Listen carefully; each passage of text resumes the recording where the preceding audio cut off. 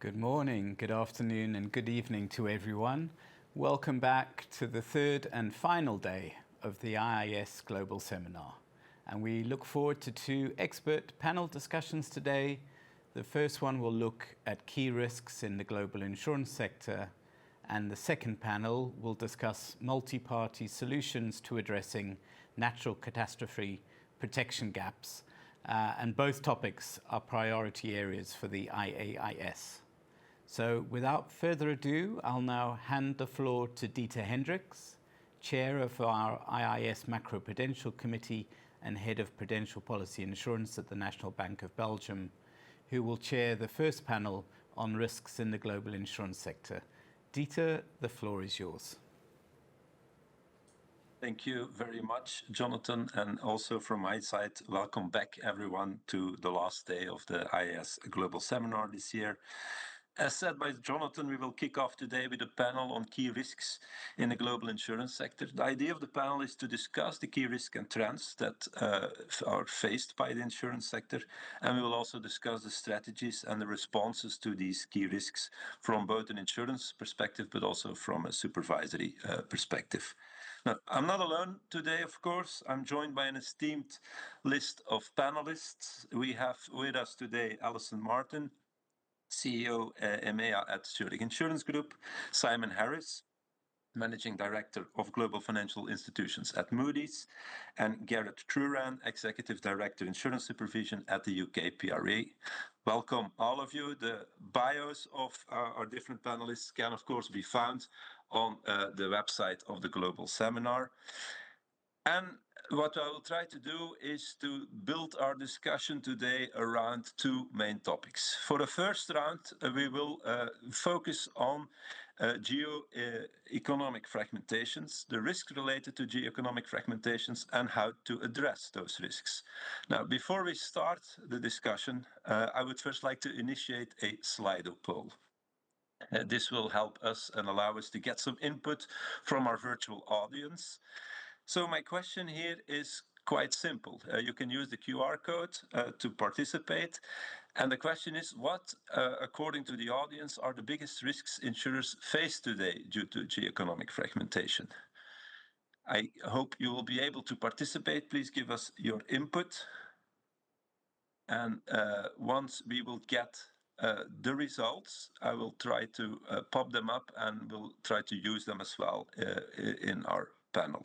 Now, to kick off the panel, I first turn to you, Alison, with a question on how do you see the current volatile geopolitical environment? How do you see it affect insurance business globally, and in particular, given your role at Zurich, also focusing on Europe? What, in your view, are the main risks affecting your business or that of the consumer? And which measures or strategies are you taking to manage those business risks? I know a lot of questions in one set, but I hope you can give us a little bit of perspective from your side. Thank you. Sure. Thank you very much, Dieter. Great to be here. And yeah, it's a very broad question, and I'll try and touch on a few topics, and we can dive into something more in detail as we wish. Because for sure, we are living in very uncertain times, and the environment introduces both challenges and opportunities. And I think it's a good reminder for why actually businesses need to be resilient to deal with multiple challenges. So if I start with maybe a quick look at the trading environment we're in. So unfortunately, I don't have a crystal ball, so I don't know what the outcome is going to be of the US and the rest of the world tariff discussions.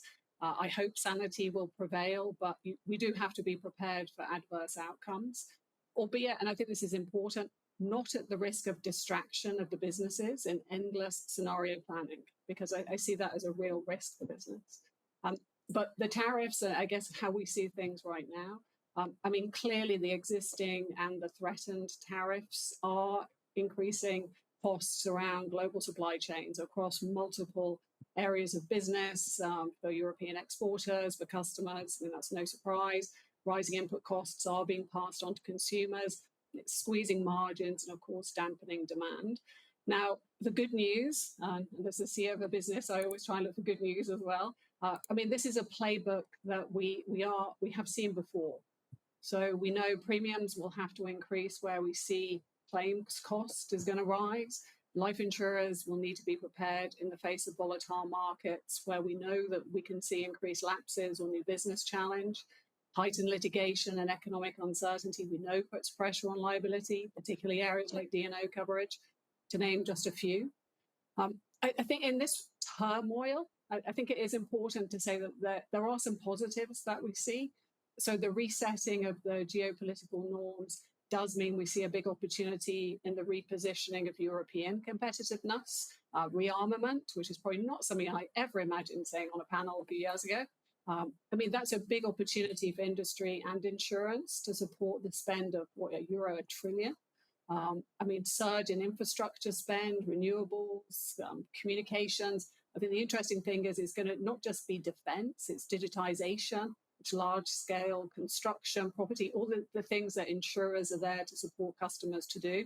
Not without risk, of course, because we will need specialized insurance products to deal with newer technologies. So we do need to also improve our underwriting.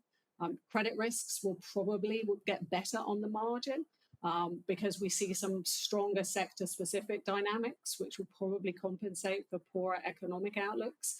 And cybersecurity, where you see increasing defense spend in IT security, military intelligence technologies, that tends to improve resilience. And cybersecurity has obviously been a key focus area for insurers.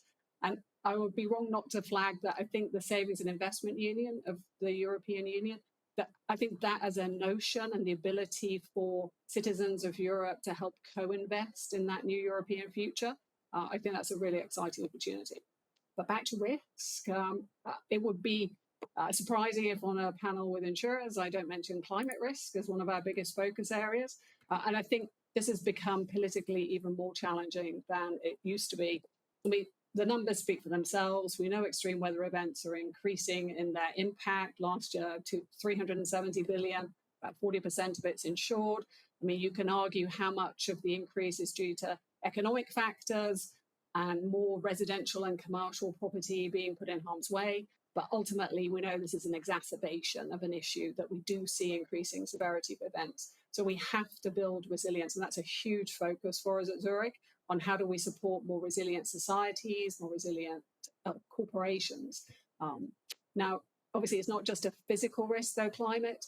Insurers were in the forefront of litigation when it related to the harms of asbestos, tobacco. So we know litigation risk is a very real and present threat. So climate risk for us is a hot topic, as is supporting customers with transition. New technologies mean new types of risk. So we need to keep pace with innovation as our customers do. And then, I mean, the politicization of this issue, I mean, it's difficult enough to manage climate risk as it is, but the lack of common agreement on the roles and expectations of different actors is making this really challenging. So some believe the market should be left alone to sort it out themselves. Some believe the insurance industry should take the role of the government and decide what is right and what is wrong. And then some believe governments need to step up more and provide clearer policy. None of this is helping manage the risk. I think maybe a very quick word on a couple of other risks, but I promise I'll be quick. Conflict, again, I didn't expect to be on a panel talking about conflict, but clearly these impact insurance business, particularly when it comes to supply chains, so marine insurance. So we also see cyber insurance increasing from a threat perspective. Digital infrastructure vulnerability, this is probably a newer one for us. I mean, European industry and insurers, we rely heavily on enterprise software, cloud services, AI, data flows managed by non-EU providers, particularly US ones. Only 2% of the cloud market is served by EU-based firms, and geopolitical tensions are only increasing the risks to companies, whether we're talking about data breaches, service interruptions, rising technology costs, or perhaps at the more extreme end, politically motivated restrictions on digital services. So I think these geopolitical tensions are providing risks that we probably never anticipated that we were going to need to manage. And then lastly, maybe a super quick word on cyber. I mean, cyber attacks we know are more frequent and severe and increasingly being used as a tool of statecraft as we see geopolitical tensions rise. I mean, last year, the cost of global cybercrime was more than $9 trillion. I mean, this is only going to keep increasing. So again, resilience is key. Public sector insurers need to work together to improve this. So I'm conscious of time, so maybe I better leave it there for now and we see where we go. Thank you very much, Alison. I think you gave a very comprehensive overview of how these geopolitical tensions, this geoeconomic fragmentation, how many underlying risks are impacted by that. You've mentioned the trading environment, you've mentioned climate, cyber. It's all being impacted by this environment, and I think it points to very much to what you say, the importance of resilience, the importance of scenario planning I heard you mentioning. I think we'll maybe come back to that as well. And it's good that you've also mentioned the opportunities. So we don't want to be too gloomy. It isn't a difficult and a challenging environment, but it will also present some opportunities, as you've highlighted. Now, I wonder, in the meanwhile, before I turn to Simon, whether we can also have a view of the participants, whether we have some results already from the Slido poll on what they view as the most prominent risks in this respect. Difficult for me to be able to read that. Apologies.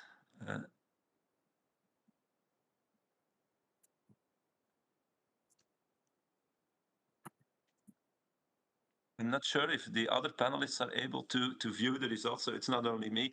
I see there is a risk that is clearly trending towards being the most prominent one, but unfortunately I'm unable to read it. Maybe we can come back to it later. In any case, I'd like to come to Simon now. Simon, from a thanks. So we have some input in the chat highlighting investment flexibility, the difficulties maybe in certain choices there, and also cyber risk, as you mentioned as well, Alison, is apparently also shared by the audience.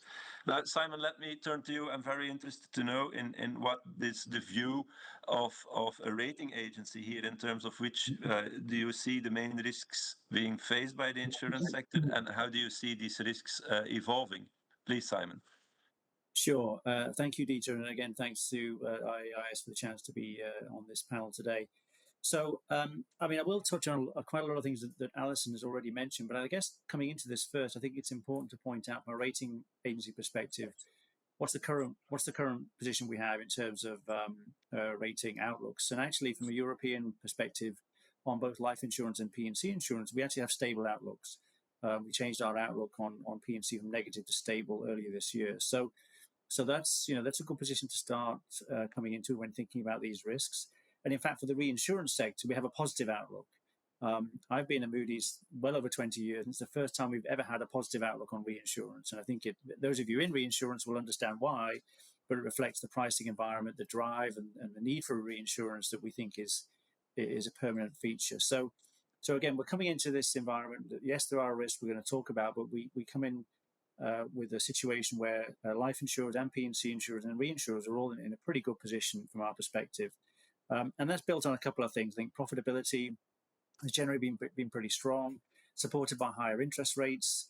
Capitalization levels are generally strong, or either on a regulatory or on an economic basis. And asset quality, we're going to talk about changes in assets, but at least right now, asset quality is generally seen still as a strength of the industry.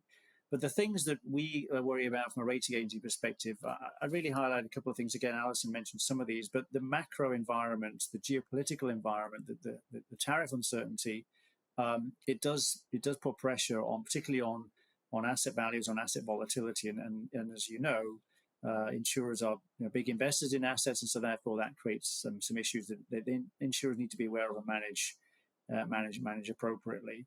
On the asset side, and I think maybe we'll come back to this later on, but we are seeing an increase in use of alternative assets, not everywhere, and maybe not to levels which are immediately problematic, but there is a change in approach to how insurers think about alternative assets. So that's something we're keeping an eye on.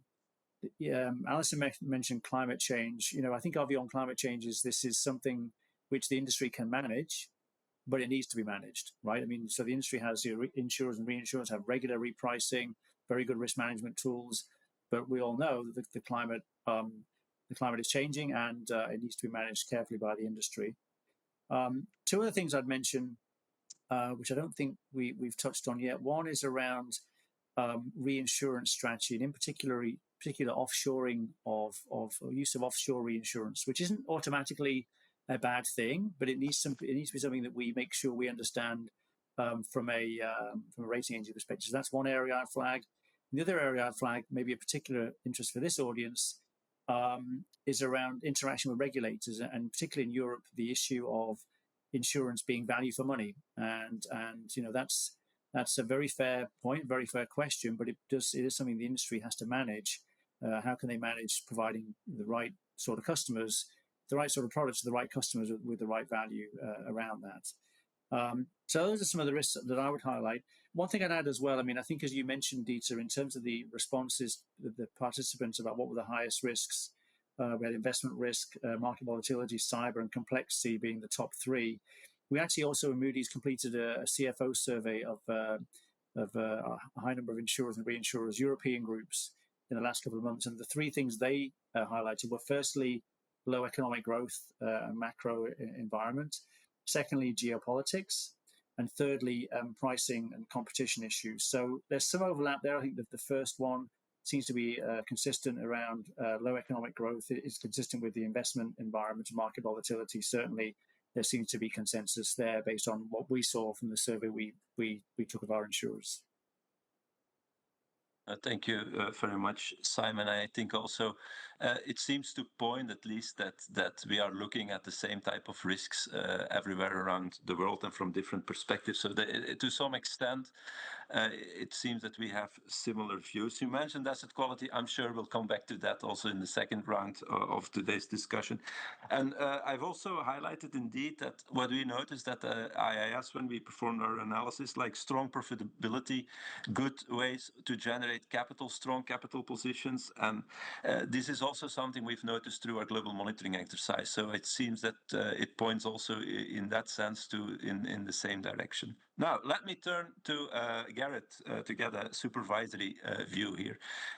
Gareth, out of the risk just mentioned, what are, in your view, the main risks that PRA is focused on?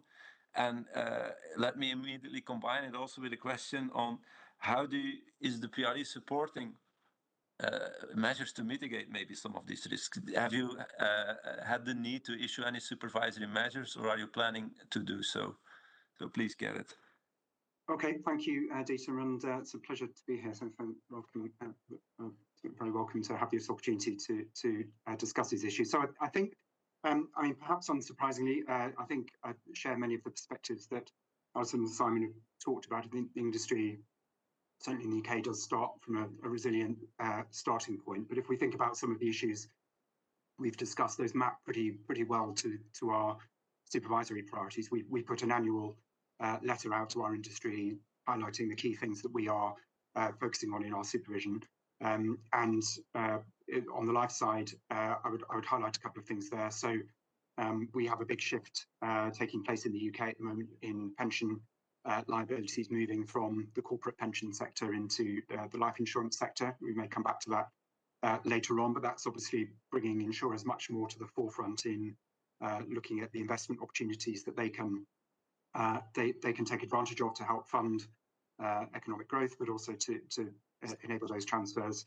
And we have asset-intensive reinsurance as another feature here, which again I'm sure we'll come back to. On the general insurance side, as well as the issues that have been mentioned, I mean, we're also focusing on the shift that we're seeing in the market cycle. So as Simon mentioned, we're on from a period of very sort of strong profitability, but certainly some signs that is shifting. So making sure that insurers focus on that is obviously an area of importance. And more broadly across the sectors, looking at areas like operational resilience, cyber resilience, and some of the climate risk areas. So I think those broad areas map pretty closely to many of what we've discussed. I was going to say a little bit more on a couple of points. One is the geoeconomic, the fragmentation point. And I think that's an area that the IAIS is clearly focused on, and we are too at the bank. And there's many indicators. I think the IMF runs a number of measures on this. And I think the one measure of sort of global fragmentation is at the highest it's seen for several decades. So I think we're definitely in a period where that is to the forefront for the reasons we all know about. But I think some of those geopolitical tensions, reduction in trade, can sort of interact and reinforce each other as we think about the risks to the global economy and the financial system, and for insurers, the risk that they face in their credit exposures, and also from a underwriting perspective, changing the nature of some of the risks and claims costs there as inflation perhaps is a bit more prevalent.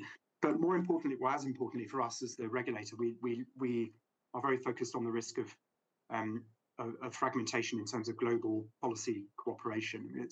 The UK is a very significant international financial centre, and the role of the international standard setting bodies, the cooperation we have with other regulators, including obviously through bodies like the IAIS, is an important part of our international framework. We have a large role as a home supervisor, but also as a host supervisor for firms from around the world, and we need to ensure that international cooperation is at a high level to make sure that we can operate that system effectively. So we're very keen to continue to play a strong role in helping to both set and maintain international standards there, partly for those reasons, but also because when we look across the risks that we've just talked about, that many of those are global. Climate, the market changes, the international trade issues are not ones that we can solve individually as nation states. So we're a very strong supporter of that.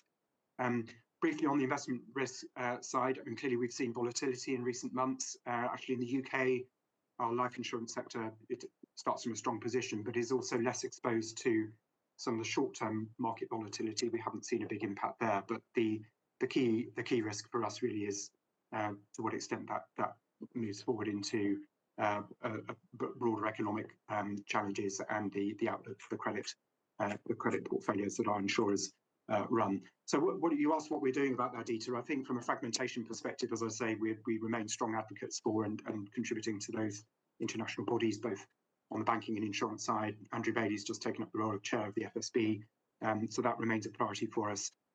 I think on the domestic side, with the focus I mentioned on investments, we're doing a number of things. I'm sure we'll come on to the risks that we're looking at, but I think we're also trying to make sure we play an important role in helping facilitate the insurance sector invest in the real economy and support innovation and growth, given the economic challenges we play. So where that interacts with regulatory frameworks and at our role, we're trying to make sure that we do what we can to support insurers investing in appropriate assets and make sure that we can facilitate that and not be a barrier to that. And we're very keen to do that. The final thing I'll mention, perhaps in terms of some of the things we're doing to test that, I think you mentioned earlier the importance of scenario planning and thinking through different versions of the future. So we do place quite a strong emphasis in our supervision on stress testing, both in terms of what we expect firms to do to test different scenarios, but also in our own work. We run a biannual stress test. We're doing that slightly differently this year for the life insurance sector, where we will assess the impact of insurer solvency from different financial market stresses and other scenarios. But we are also moving this year for the first time to a framework where we will publish the results of that, both for the sector, but also at an individual firm level. And we see the role that market discipline and transparency can play there as being important alongside our own supervisory effort. So I'll leave it there, but happy to come back to some of those things. Thank you very much, Gareth. I think that was a very comprehensive overview. And I can only agree with you on the point on the fact that the many of the risks we discussed today, indeed, they do not stop at national borders. So they do require also from the supervisory community an important effort to continue to discuss them at the global level to try to align our approaches. And that points to the importance, I think, also, if I can advertise once more, the global monitoring exercise, for instance, at the level of IAIS, where we do try to, at the global level, pick up the challenges that are presented to us by this environment. Now, apologize, but in the interest of time, I already have to move to the second round of this panel. But I think I had a great introduction because both Simon and Gareth mentioned some of the elements that we will try to discuss here now. We've mentioned how alternative assets, at least for some insurers, continue to play an ever more important role. I've also heard mentioning asset-intensive reinsurance. And that's actually the two things we would like to cover in this second round, where we'll take a look at these shifts, these structural shifts we see in the life insurance sector that are characterized by an increased investments in alternative assets and increased use in asset-intensive reinsurers. Now, again, as I did for the first round of discussions, I'd like to get some input again from the audience via a Slido poll. And again here also, I hope the question is easy enough to answer. What, in your view, are the main risks associated with investments into alternative assets? We've highlighted here a few elements such as valuation uncertainty, illiquidity, complexity, etc. So we appreciate the view of the audience, and I will try to pop up the results as soon as it is possible. Now, for my first question in this round, I turn again to you, Simon. Be very interested to have a rating agency's view here on the increase of allocation of life insurers towards these alternative assets. I think you've mentioned that there are some concentrations and the growing use of asset-intensive reinsurance. So what is your perspective on this? Sure.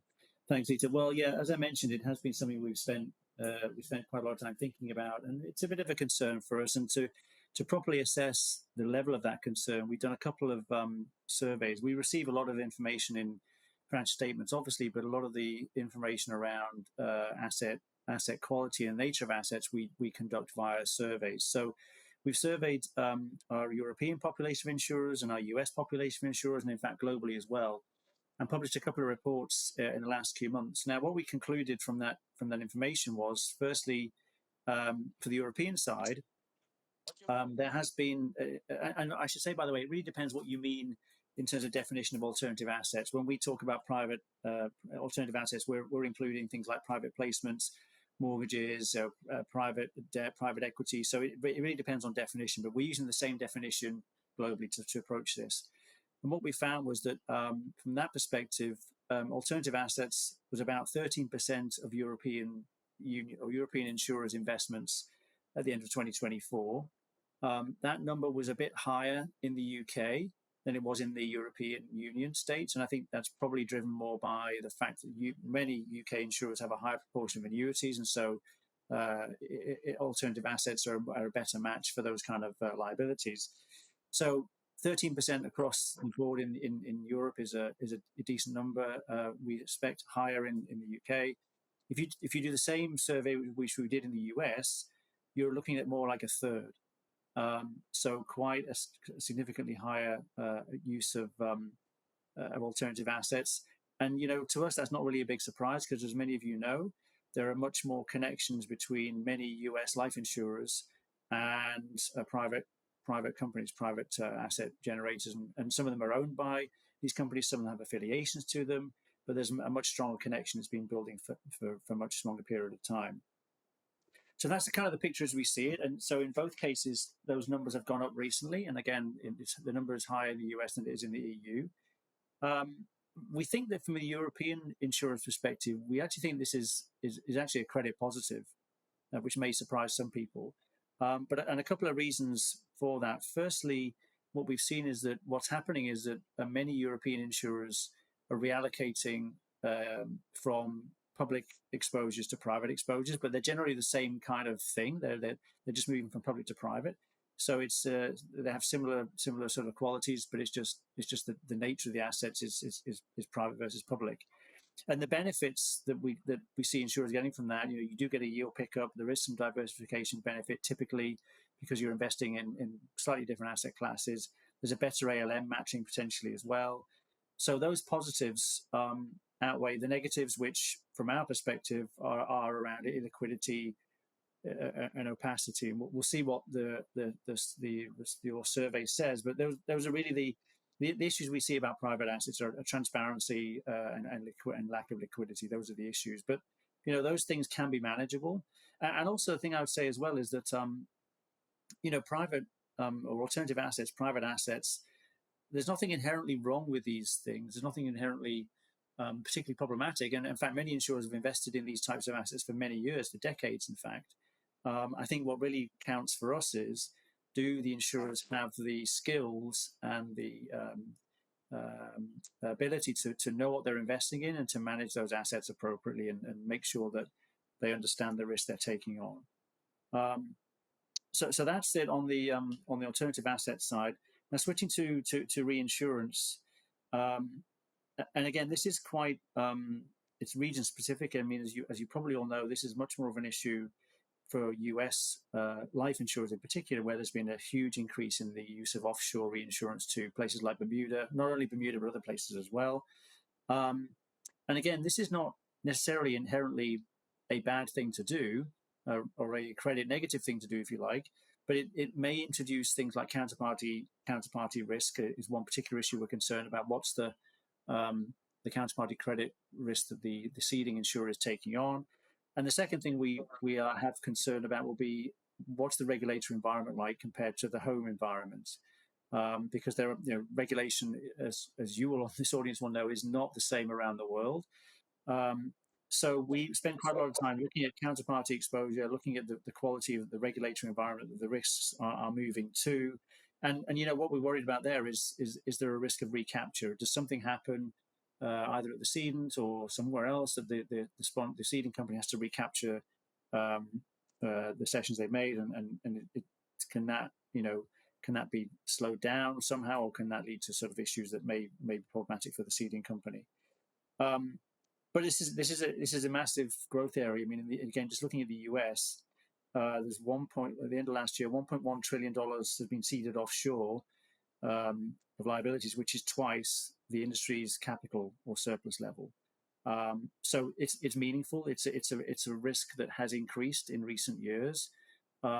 Again, we're not saying that it is automatically a bad thing, but we need to monitor where the risks are going, and what counterparty risks the ceding companies are taking.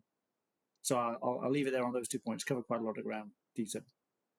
Thank you very much, Simon. Again, very, very comprehensive overview of both trends. And I think many of the elements that you mentioned in terms of asset-intensive reinsurance on recapture risk, counterparty risk, etc., we may hear later on from Gareth as well, maybe how that keeps us as supervisors busy as well. I'd like to highlight as well one important element, because indeed here, and also the poll illustrates it, we focus very much on the risk and challenges, but I think you've pointed out correctly that there are indeed also positives here. Yield pickup, the opportunity to differentiate a little bit more in the investment portfolio. And often we do notice that these alternative investments indeed are quite equipped to match the long-dated liabilities of many insurance. So you've very much rightfully highlighted some element where we as supervisors are also very much focused on how to ensure ourselves also that insurers very active in these fields can give us the necessary comfort that the skills and expertise are present to be able to cope with the extra challenges and complexity sometimes of these trends. Now, I'm very curious to see how the audience feels about this. So let's see if we can have some results. This is very interesting. So we have around 30%, a bit more, pointing us to valuation uncertainty and transparency, which was also already mentioned, and a little bit less, 20% on complexity, and then illiquidity and hidden leverage is viewed a little bit less as a risk or challenge. So I think, that points us to questions on valuation, uncertainty and transparency, often undoubtedly related, those two. So Gareth, I'll take this opportunity also to turn to you again. And I'm very curious, because you've mentioned it already as one of those main items that UKPRA is looking at. So what are your main concerns in terms of these two trends? Do you see any concerns in terms of financial stability?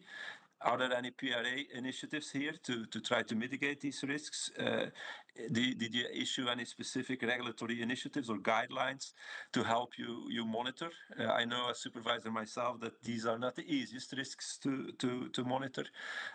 In particular, also with regard to asset-intensive reinsurance, as Simon explained, the UK market, you do have some exposures there. So please, Gareth. Yes, thanks, Dieter. Well, let me start with the asset-intensive reinsurance, and then I can talk more broadly on the alternative assets. So, as you say, we have asset-intensive reinsurance or funded reinsurance in the UK market, alongside the trend I mentioned earlier for the growth in pension risk transfer, and we've really seen that pick up as interest rates have changed, the funding position of those schemes have changed, you can understand the role that asset-intensive insurance can play in helping insurers source perhaps some different assets that they could maybe struggle to originate themselves, and it also obviously helps from a capital strain perspective on new business. But as you mentioned, we have been monitoring it quite carefully because, notwithstanding some of the benefits there, it is an area that's growing fast, and as Simon said, there are some risks that we need to manage, and we've been sort of welcoming and very engaged with the IAIS's work on this too, through the structural shifts paper. I think our perspective on this is that these transactions can often involve counterparties where the business models are quite heavily focused on private asset origination rather than traditional reinsurers, and that does bring the potential for higher concentrations to illiquid assets, and perhaps more correlation in the risk of default. So we're keen to understand those trends, but also the growing interconnections between these transactions in particular and the broader private market and private credit sector, because the nature of these risks is quite hard for any single regulator or firm to really analyse. It does require us to think across the system as a whole. I mean, in the UK, we've seen, well, from a supervision perspective, we've done some supervisory work on the controls that UK insurers have over these transactions, the way they're managing those, and we've published some policy expectations for insurers who are active in this market, covering the sort of risk management expectations we would have, the solvency modelling, how they're structured, and as Simon mentioned, how insurers assess the risk of recapture of collateral, particularly where that wouldn't fit their own portfolio requirements, or and so on. So that has been a focus for us. We've seen some signs of improvement in some areas as firms have responded to that, but also mindful that there are commercial pressures pointing the other way. So we have noticed some deterioration, for example, in the type of collateral standards that often accompany these transactions. So we've been looking hard at that. I think at a system-wide level, I think it's been mentioned, it's really the concentration risk that we worry about across the system, which is hard for any individual firm to assess. And so we are looking at how that might play through in stressed circumstances where recapture events might happen, where in response to underlying stress in a particular sector where multiple transactions could be affected, or there could be correlations about the type of counterparties that would be under stress at the same time. So we do expect insurers to think carefully about that. But also, as I mentioned, we're doing our own stress testing work this year, and alongside the general market scenarios, we've also asked firms to model the impact of a recapture scenario for their largest asset-intensive reinsurance counterparty, to understand the impact that would have if they bring that back onto balance sheet. Just briefly on the broader private markets trends, I think that's been a strong focus for us too. As you mentioned, there are very many good reasons why private assets can play a very sensible role for insurers, particularly where they are looking to back long-term liabilities. But again, there are risks. So the data I think shows that quite a large proportion of private equity-backed corporates often have higher levels of debt financed through perhaps more risky structures like leverage loans, and so they're maybe more exposed to some of the economic trends we were talking about earlier, like higher interest rates or deterioration in sentiment.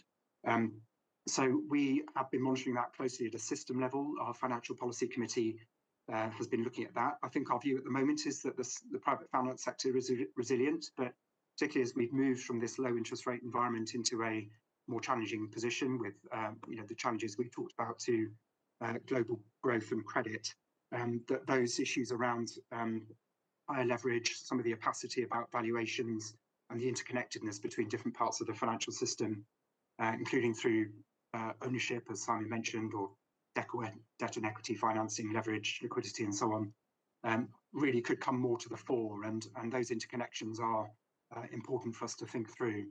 So at the macro level, the bank's also thinking about how we improve our analytical capability on things like that. So both to understand the behavior of different parts of the financial system under stress and how those dynamics might play through in practice, but also to address some of the data gaps that make it harder for us to really follow those through across different parts of the sector, beyond insurance into the broader financial credit market. So I'll pause there, but yeah, definitely a topic that we're very focused on. Thank you.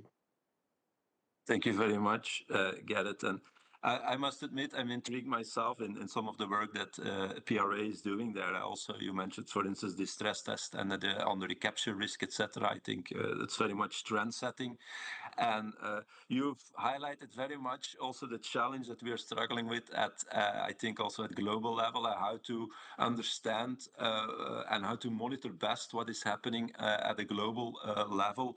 Also, the interrelation with other parts of the financial sector. I think we're still all learning in that respect, trying to understand which role insurers can play here. And you mentioned the data gaps. That is a challenge indeed. That is, albeit that many of us already collect a lot of data, we still notice that there are some areas where we do perceive those data gaps. Thank you very much. Now, I'm going to use this opportunity to turn also very quickly back to you, Simon, because Gareth mentioned it as well, and it's one of our points of focus at the IAIS on private credit, private assets, and we know also ratings play an important role here for this asset class. So how do you cope with this inherent opacity and complexity of these markets, also when assigning ratings, for instance? And what are your views on public versus sometimes private ratings for private credit and other alternative assets? Are there any risks we should be aware of? Sure.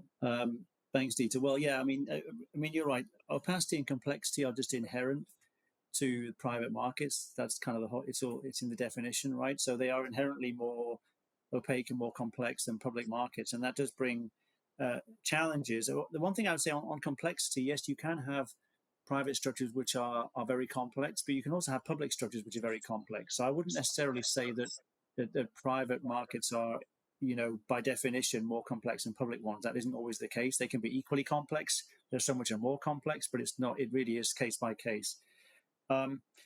Opacity, though, is an issue, and data. It's not lack of data. The data is there. I mean, private lenders and private equity investors, they get huge amounts of data because of the position that they have and the closeness they have to the companies they're investing in. But does that information flow around to the market and to the industry? Well, no, it doesn't. There's a data flow issue there, and again, that's part of the definition of private markets.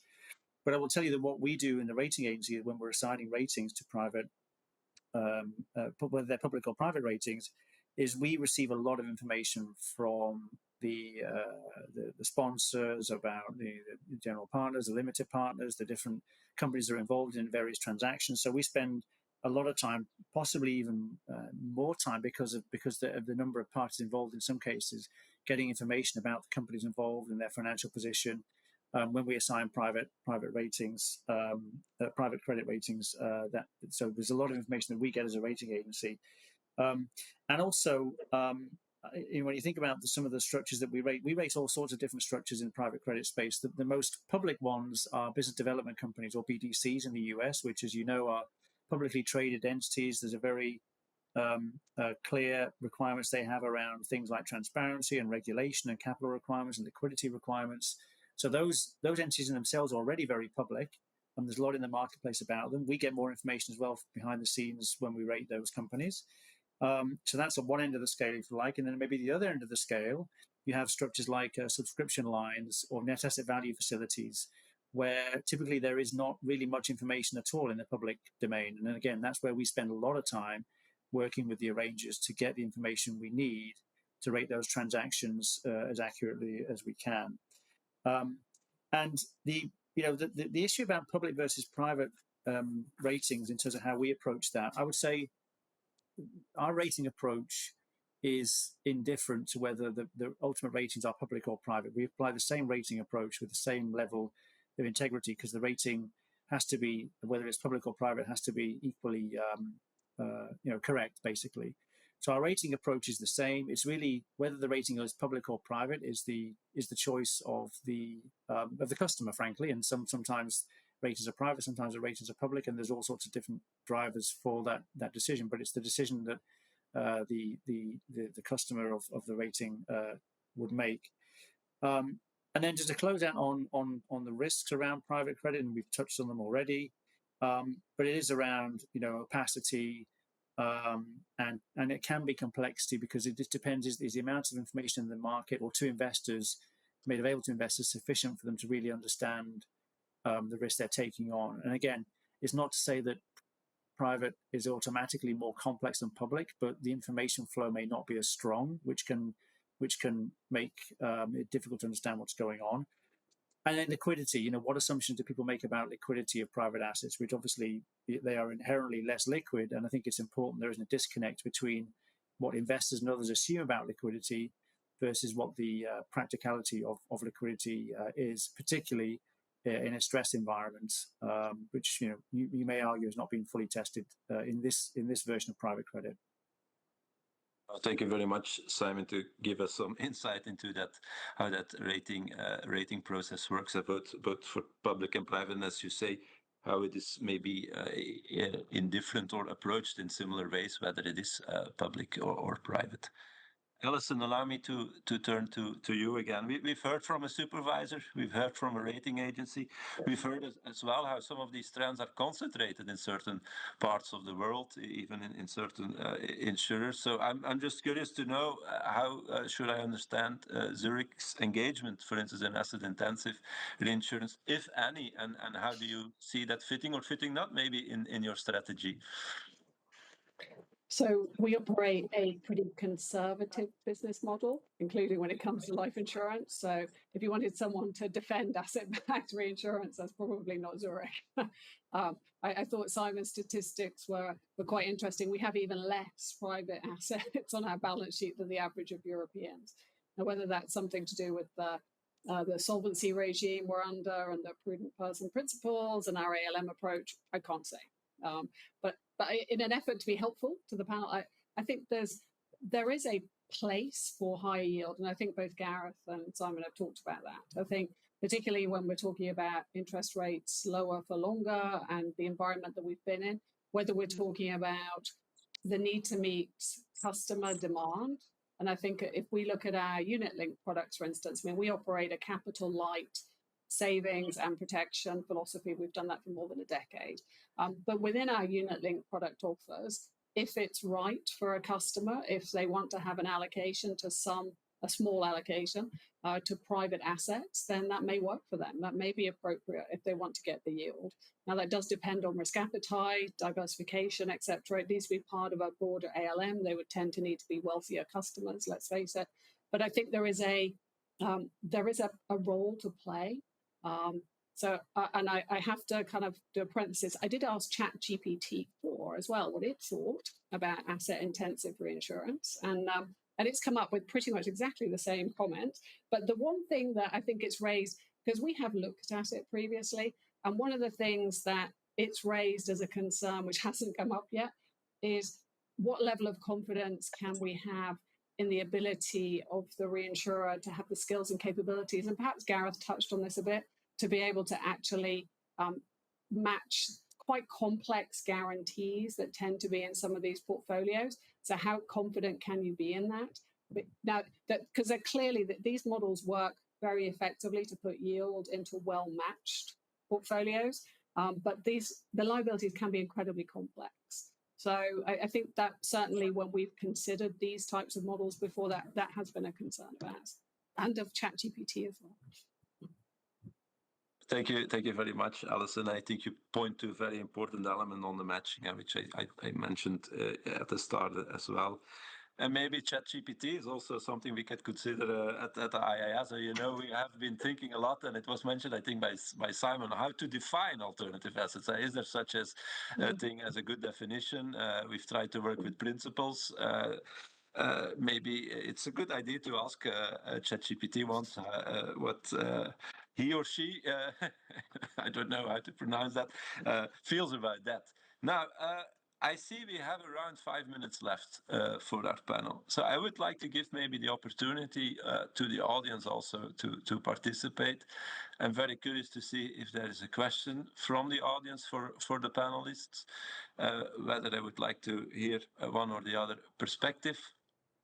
I understood that you may be able to participate either through asking your question through the chat function or the Q&A function, or ask for the floor.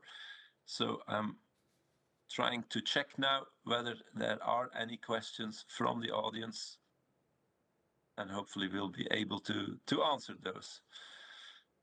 I'm depending now a little bit on the input that I get. Do we have any questions? I could see there's a question in the chat. Yeah, now I see it as well. Sorry. Yeah. What specific concerns do you have regarding the regulatory framework in Bermuda regarding your comments on counterparty credit risk? Yeah, I think that's probably one I can take. Please, Simon. Yeah, so I mean, look, I would say the way I think about it is that counterparty credit risk is independent from the regulatory environment. I'd separate the two things out. Counterparty credit risk can be an issue whether you're in a very strong regulatory environment or in a very weak regulatory environment, right? It depends who you're dealing with. So that's the first issue. And secondly, around Bermuda specifically, what I said about offshoring of reinsurance and the increasing, particularly coming out of the US and going to Bermuda, we think the Bermuda regulatory environment is actually a strong one. You know, it's EU equivalent, Solvency II equivalent.